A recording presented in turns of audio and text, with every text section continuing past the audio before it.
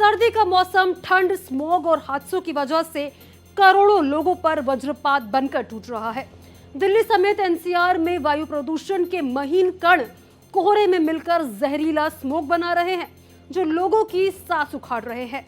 इस बीच राजधानी दिल्ली में प्रदूषण फैलाने वाले वाहनों पर कड़ी सख्ती शुरू कर दी गई है। वहीं धुंध की वजह से विजिबिलिटी बेहद कम होने से देश भर में भीषण हादसे हो रहे हैं। ट्रेन और फ्लाइट्स की उड़ान में भी लंबी देरी हो रही है। इस बीच उत्तर प्रदेश, हरियाणा और पंजाब में अगले 2 दिन में पश्चिमी विक्षोभ के असर से बारिश का पूर्वानुमान जारी किया गया है, जिसके बाद शीतलहर और कोहरे के ग्राफ में तेजी से इजाफा होगा और गलन ठिठुरन वाली सर्दी पड़नी शुरू होगी।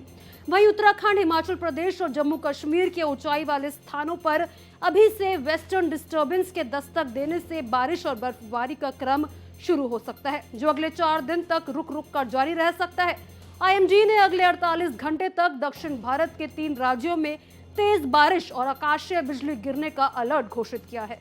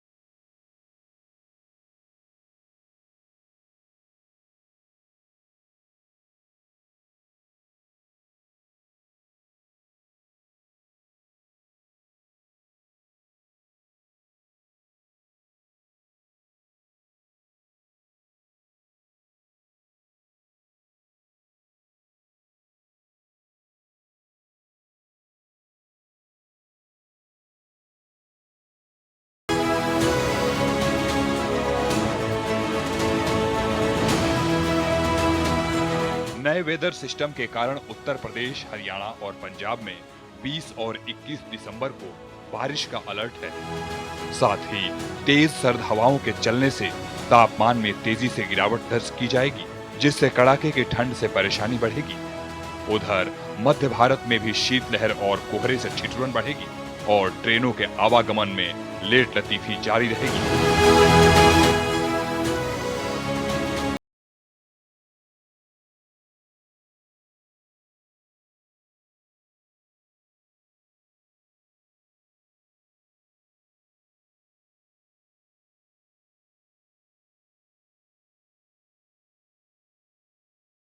का जो स्तर है वो वास्तव में एक चिंता की बात है, लेकिन पिछले 26-27 साल से दिल्ली में भाजपा नहीं थी, तो दिल्ली सरकार की तरफ से क्या किया गया क्या नहीं, ये हमें पता चला कि कोई भी ठोस नीति नहीं बनाई गई है।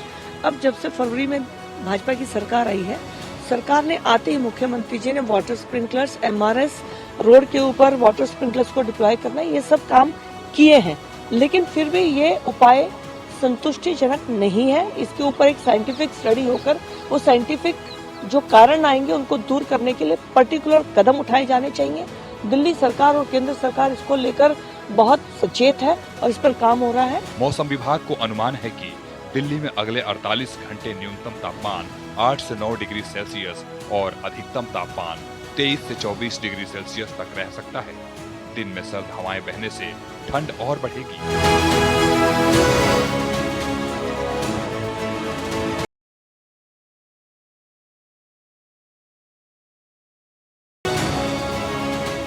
सीपीसीबी के मुताबिक अगले 6 दिनों तक वायु गुणवत्ता गंभीर रहने का अनुमान है। दिल्ली में प्रदूषण से निपटने के लिए बुधवार गुरुवार रात 12 बजे से ग्रेडेड रिस्पांस एक्शन प्लान और चौथा फेज लागू हो गया है। इसके तहत कई सख्त नियम लगाए गए हैं। दिल्ली में आज से सिर्फ BS6 इंजन वाली गाड़ियों को एंट्री मिल सकती है। इससे कम मानक वाले दिल्ली के बाहर की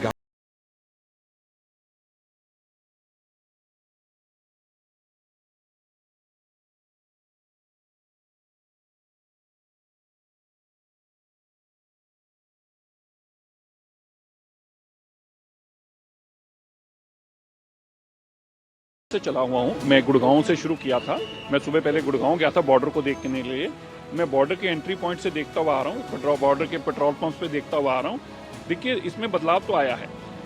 जो आज मैंने सबसे इंटरेस्टिंग चीज देखी है, क्योंकि मैं जब गुड़गांव से आ रहा था तो पीक आवर्स में था, तो मैं देख रहा था कि एवरेज जो वहाँ पे रश लगता है, आज वहाँ पे ट्रैफिक स्मूथ थी, क्योंकि मुझे लगता है कि BS6 की जो गाड़ियों को रोक लगाई गई वहाँ बॉर्डर पे रोकी गई। और मैं आपको एक बताना, हरियाणा का आज मैं धन्यवाद करना चाहता हूँ, उत्तर प्रदेश का मैं धन्यवाद करना चाहता हूँ। हरियाणा ट्रैफिक पुलिस ने गुड़गांव में और सोनीपत में खुद अपने लेवल पे ही पहले चेक पोस्ट लगाकर उन गाड़ियों को रोकने का काम कर रहे हैं। ये एक बड़ा मेरे को लगता है कारण बना है दिल्ली के अंदर आज EQA कम लाने का। हमारा प्रयास है, इस प्रयास के अंदर तभी कामयाब होंगे जब हम सब मिलकर काम करेंगे। NCR को मिलकर ही लड़ाई को लड़ना होगा। और मैं दिल्ली के नागरिकों से आग्रह करता हूँ, आप हमारा इसमें सहयोग करिए। मैं आपके सहयोग की उम्मीद करता हूं। दिल्ली का पोल्यूशन हम मिलकर ही लड़ सकते हैं। पोल्यूशन हमारे द्वारा ही दिया गया है, कोई बाहर से तो आता नहीं है। अब हम मिलेंगे, इसको ठीक करेंगे, तभी आज मैं इतना बता सकता हूं आपको कि मेरा अगले 7 दिन तक अच्छे नहीं है। मैं फिर से आपके टीवी चैनल पर बोलना चाहता हूं, अगले 7 दिन पिछले साल के आंकड़ों को अगर मैं देख रहा हूं तो अच्छे नहीं होने वाले। पिछले साल के आंकड़ों में अगले 7 दिन 450 एवरेज AQI था। इसलिए अगला मौसम पुराने इंडेक्स के मुताबिक खराब रहने वाला है, लेकिन उसको हम 100 पॉइंट AQI को नीचे लाएं, ये हमारे लिए जीत हो सकती है। इसी पे हम काम कर रहे हैं कि कम से कम पिछले से बेहतर अगर नहीं कर पाएंगे तो फिर काम कैसे दिखेगा। हमारी कोशिश रहेगी जो 450 जब था उसको 100 AQI नीचे लेके आए। इस चैलेंज पे हम आज काम कर रहे हैं। नोएडा से 4 लाख से ज्यादा, गुरुग्राम से 2 लाख और गाजियाबाद से 5.5 लाख वाहनों को दिल्ली में आने से बैन कर दिया गया है। दिल्ली में नो PUC नो फ्यूल नियम भी लागू हो गया है। पॉल्यूशन अंडर कंट्रोल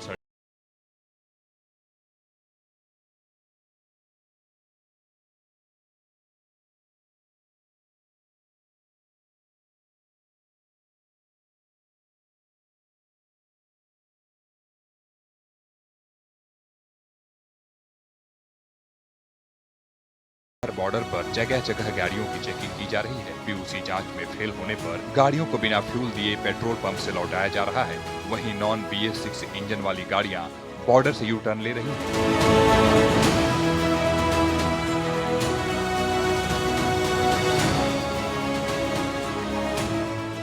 अधिकारियों के मुताबिक दिल्ली के बाहर रजिस्टर्ड गैर BS6 कमर्शियल और निजी वाहनों की सख्ती से जांच की जा रही है। नियमों का उल्लंघन करने पर 20,000 रुपए का चालान किया जा रहा है या वाहन को यू टर्न करवाया जा रहा है। जिन वाहनों के पास वैध और updated pollution under control certificate नहीं है, उन पर 10,000 रुपए जुर्माना लगाया जा रहा है। मोटर वाहन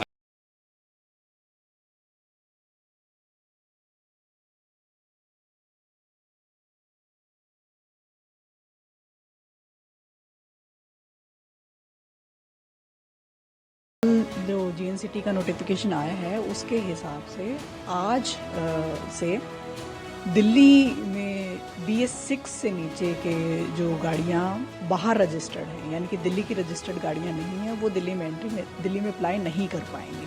तो उसके लिए दिल्ली ट्रैफिक पुलिस ने अपने सारे बॉर्डर्स जितने भी दिल्ली के हैं सब पर अपना स्टाफ डिप्लॉय किया है और दिन रात वहाँ पे 24 घंटे चेकिंग चल रही है। जो एग्जम्पशंस हैं वो इसमें या तो CNG की गाड़ी हो, इलेक्ट्रिक गाड़ी हो या एसेंशियल्स जैसे कि दूध कोई कैरी कर रही है गाड़ी, सब्जी कैरी कर रही है। इसके अलावा जो सोवरेन ड्यूटी पे रहती हैं जैसे कि एम्बुलेंसेज हैं, फायर टेंडर्स हैं, पुलिस की गाड़ियाँ हैं, ये 4 कैटेगरी का एग्जम्पशंस हैं। उसके अलावा अगर आपकी गाड़ी BS6 है और दिल्ली में रजिस्टर्ड नहीं है तो वो दिल्ली में अप्लाई करने के लिए अलाउड नहीं है आज। इसके साथ ही बता दें, दिल्ली में ग्रैब 4 के तहत निर्माण सामग्री ले जाने वाले वाहनों पर पूरी तरह बैन है। CNG, इलेक्ट्रिक वाहन, पब्लिक ट्रांसपोर्ट और जरूरी सेवाओं को छूट दी गई है। ट्रैफिक जैम रोकने के लिए 100 हॉटस्पॉट पर गूगल मैप मदद लेगा। नियम तोड़ने पर वाहन जब्ती जुर्माना और कानूनी कार्रवाई भी होगी। पर्यावरण अधिनियम 1986 के तहत सजा भी मिलेगी।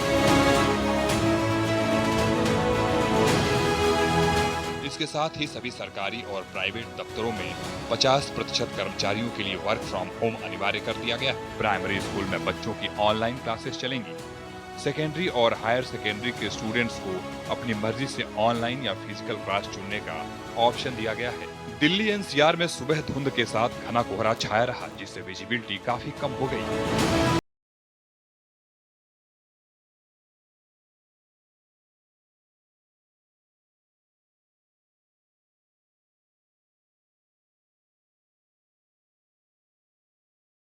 सफदरजंग एयरपोर्ट पर 200 मीटर विजिबिलिटी रिकॉर्ड की गई। एयरपोर्ट अधिकारियों के मुताबिक आज दिल्ली से 22 उड़ानें रद्द हुई हैं।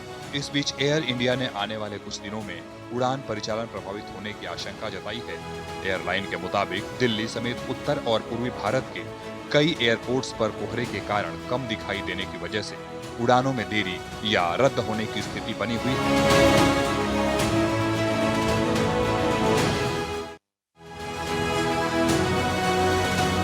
मौसम विभाग ने बताया कि दिल्ली में सर्दी बढ़ने के साथ आने वाले दिनों में सुबह के समय कोहरे की स्थिति बनी रह सकती है।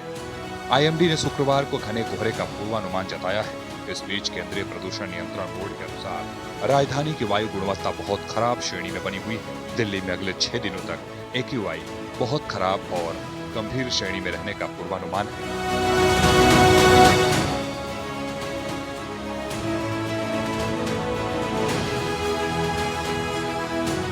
क्या कर सकते हैं?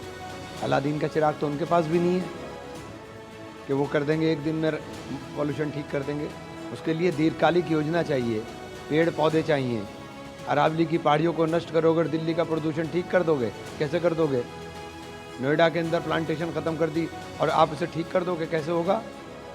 आप प्रकृति के साथ लड़ नहीं सकते हो। दिल्ली सरकार सभी रजिस्टर्ड और वेरीफाइड निर्माण मजदूरों के खाते में मुआवजे के तौर पर 10,000 रुपए भी ट्रांसफर करेगी। दिल्ली के पर्यावरण मंत्री कपिल मिश्रा के मुताबिक बताया कि दिल्ली में 16 दिनों तक ग्रेडेड रिस्पांस एक्शन प्लान का तीसरा फेज लागू रहा। इस दौरान निर्माण कार्य बंद थे, इससे दिहाड़ी मजदूर प्रभावित हुए हैं।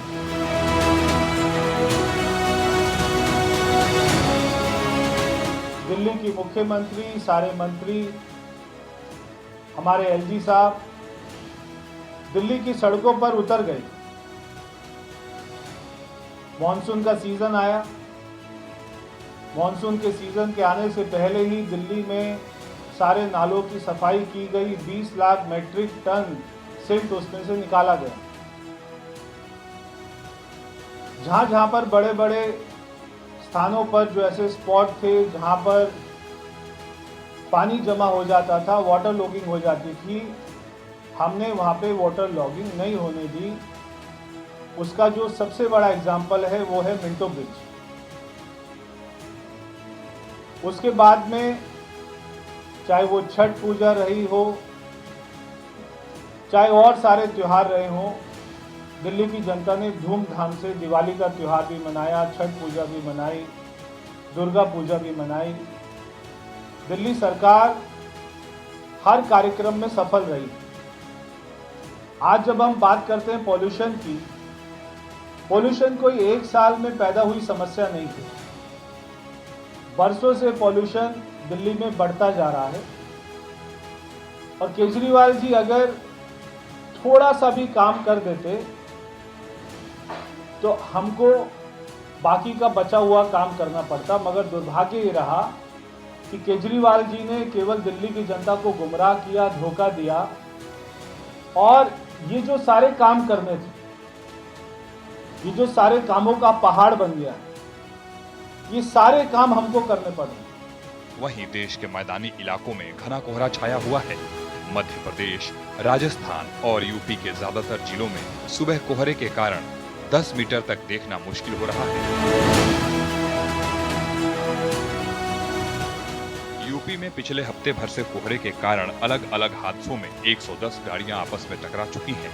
इनमें दर्जनों लोगों की मौत हो गई है। उत्तर प्रदेश के एक्सप्रेसवे अब अपनी रफ्तार के लिए नहीं बल्कि सुरक्षा के कड़े पहरे के लिए जाने जाएंगे।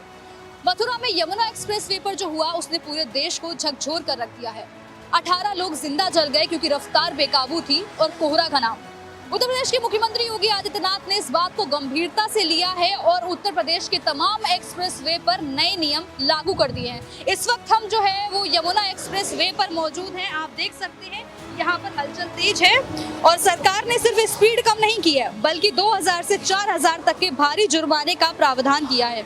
यूपीडा की पेट्रोलिंग गाड़ियां अब हर 10 से 20 किलोमीटर पर स्पीड गन के साथ तैनात मिलेंगी। मथुरा में यमुना एक्सप्रेसवे पर धुंध और कोहरे के कारण 8 बसें और 3 कारें आपस में टकरा गईं। गाड़ियों में आग लगने से कई लोगों की जलकर मौत हो गई है और 70 लोग घायल हुए हैं। हापुड़ में अनवरपुर के पास घने कोहरे और कम विजिबिलिटी की वजह से 6 गाड़ियां टकरा गई हैं। हादसे में कई लोग घायल भी हुए हैं। सर्दी के मौसम की मार का असर हादसों के साथ ही कई और रूपों में भी सामने आ रहा है। मैं मौजूद हूँ इस वक्त पूर्वांचल एक्सप्रेसवे पर और यहाँ पर आपको मैं दिखाता हूँ बोर्ड। ये बोर्ड है जो जाने वाली गाड़ियां हैं उनको लेकर, स्पीड को लेकर प्रदर्शित करता है कि स्पीड गाड़ियों की क्या होनी चाहिए। हालांकि यूपीडा ने इसके लिए अब नियम बनाने की तैयारी कर रहा है, जिसके बाद अब जो स्पीड लिमिट है वो 120 से 80 करने की तैयारी है। माना जा रहा है कि यमुना एक्सप्रेसवे पर हाल ही में जो दुर्घटना हुई थी और जिसके बाद कई लोगों की जान जाने की खबर थी और आपको बता दें इसको लेकर अब यूपीडा ने इस संबंध में शासन को प्रस्ताव भेजकर विचार करने का अनुरोध किया है, जिसके बाद 120 से घटाकर जो स्पीड लिमिट है वो 80 करने की जो मांग की है। फिलहाल आप इस वक्त देख सकते हैं पूर्वांचल एक्सप्रेसवे पर जो बोर्ड लगा हुआ है और इसके जरिए जो कार जीप की जो स्पीड है वो 75 किलोमीटर प्रति घंटा और बस ट्रक की 60 किलोमीटर प्रति घंटा की रफ्तार करने की जो बात है वो कही गई है। उसके साथ ही उन्होंने ये भी जिक्र किया गया है कि जो फॉग है यानी जो मौसम है, जो धुंध है, उसकी वजह से ये जो स्पीड लिमिट है वो कम करने की तैयारी की गई। हालांकि उसके नीचे आपको अगर हम दिखाएं तो 120 की स्पीड दिखाई गई, लेकिन इस वक्त की अगर हम बात करें तो जो घना कोहरा है जिसकी वजह से ये सारी जो स्पीड लिमिट है वो कम करने की तैयारी की गई है।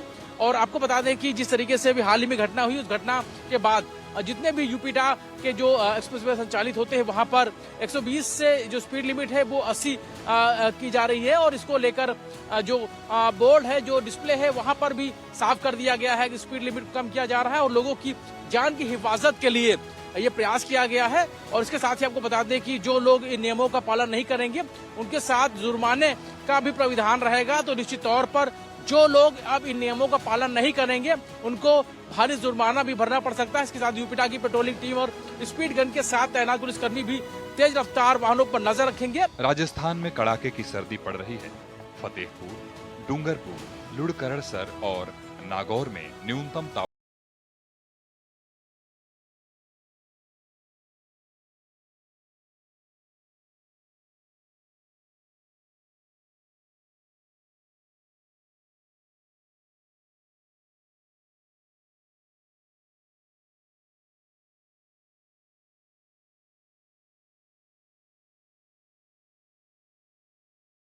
लेट हुई। एक उड़ान रद्द करनी पड़ी जबकि एक अन्य को डायवर्ट करना पड़ा। कई ट्रेनें घंटों देरी से चली। राज्य में बीते 4 दिनों में 150 से ज्यादा सड़क हादसों में 150 वाहनों की टक्कर हुई। इनमें 28 लोगों की मौत भी हो चुकी है।